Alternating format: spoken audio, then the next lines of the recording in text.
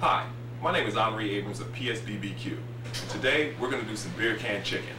What I like to normally start off with is 2 chickens. I usually don't like my chickens to be more than 4.25 pounds because that way we get a nice sweet chicken and not necessarily the tougher meat what you normally get with an older bird. So what I normally start out with, I like to put it over the sink, keep it clean, and just simply cut it open. Knife's not working too good for me today.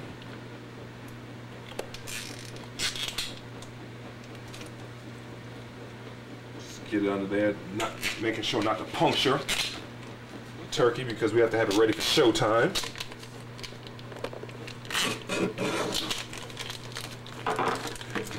I just simply open it up. Reach in. Grab the sack out for later in case you want to make some gravy to go with it. And I proceed to clean the chicken. One of the things I do like to do, once I do have it cleaned, camera, if you can zoom down here, cut this piece of fat off so people can see what I'm doing, is the breastbone. Feel the bone right about here. So what I like to normally do is just simply make a little incision, maybe about 1/8 of an inch, because you want to expose that bone. And what the real purpose of me doing this is, so when I put it on the grill, the heat hits the bone, and it actually heats the rest, cooks the rest of the chicken. A lot of times people cook chickens, and the wings will be nice and crispy, and the breast will be done, or the wings will be done, and the breast will be raw. So by doing this, it allows the heat to penetrate the bone. The heat heats the bone, thus cooks your meat. Cut. Okay. Now we have 2 beautiful seasoned chickens. The reason I want to focus on the weight for a second is because by the time you take the sack and the fat and you trim it and you clean it, you lost probably about 1/4 pound. Okay, so now we have approximately 2 4-pound chickens ready to be seasoned.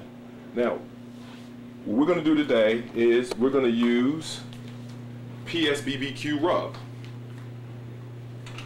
That's what I use all the time. It can be found on the web at www.psbbq.com. What I like to do is set the chicken in a bowl here so we don't create a mess and we can maximize our seasoning. And just generally, you want to coat your chicken and you want to rub it good. All down in the crevices, on the legs. One thing, you can never use too much rub. You want to make sure that chicken is well seasoned. Now, as an added flavor, I just like to sprinkle a little dash inside the cavity and rub it around a little bit. So you can use pretty much whatever seasoning you choose, whether it's, garlic, Creole butter. But seasoning of choice is definitely PSBBQ meat rub, which can be found on the web at www.psbbq.com. Now, once that chicken is done, I'm going to set it right there, and we'll get part 2. Now, again, today's meal is beer can chicken, but you do not have to use beer. Okay, some people like to use other things. You can use cola, you can use whiskey. You can use fruit juices. Today we're going to use a combination of peach and mango.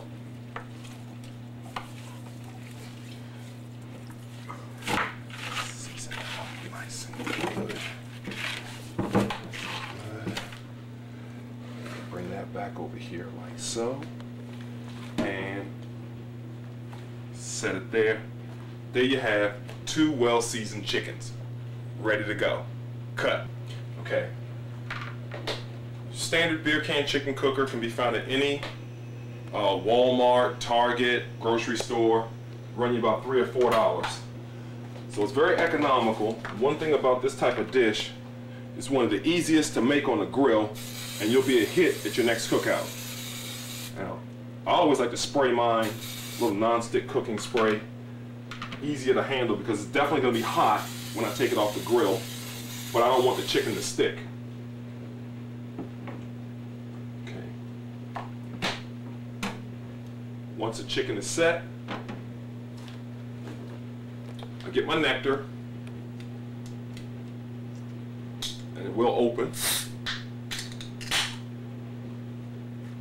So I like to open it all the way, and I just pour a little bit out. It's off the top.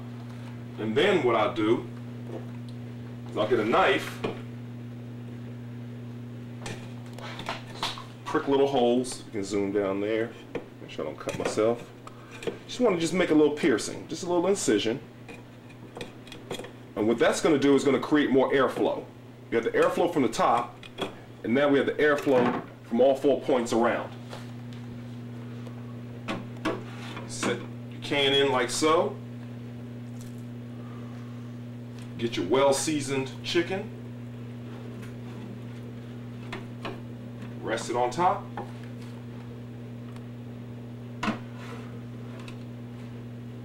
Now, one caveat I like to do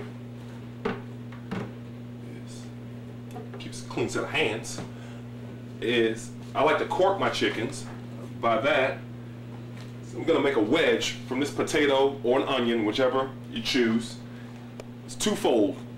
It's going to prevent the steam from escaping out of the chicken, but most important, it's going to add a little extra seasoning in. So you use a potato or an onion, anything you choose. And I'm going to cut it.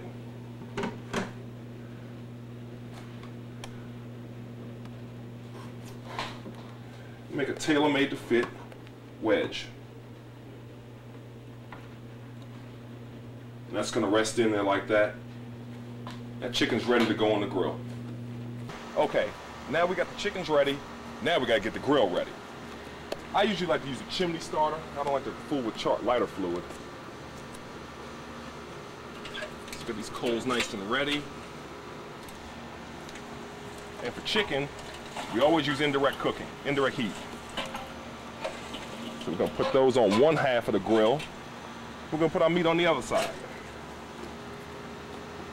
As a caveat, you want to keep your heat going. Deliberately spread some extra briquettes in there.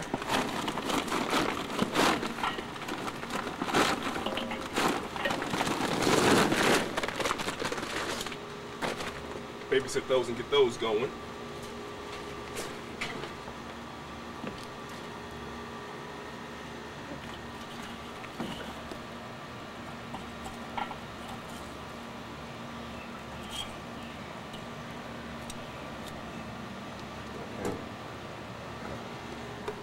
Now, since that's dry heat, you want to keep your meat moist. A lot of times people's meat will dry out on them. I just use some plain apple cider vinegar, and I have a bowl here. I'm going to go ahead and fill that up a little bit. Get that going. And if you want to be a hit, just take a plain onion, still got the wrapper on there, didn't peel it. Just rest it on top of there. It's not going anywhere. Get your grate, cover it up.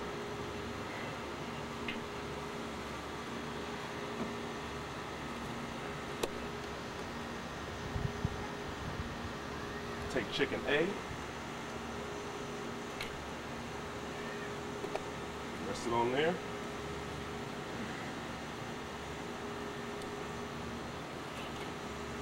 Chicken B, rest that on there.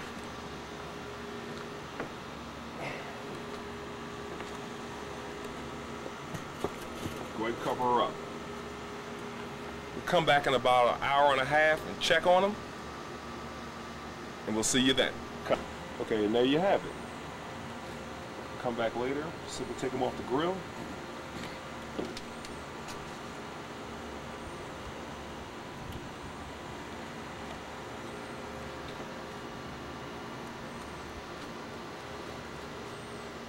There you have something nutritious, decent looking, and you'll be a whiz at your next barbecue. For more information on this and other videos, please check out our website at www.psbbq.com. Thanks for watching.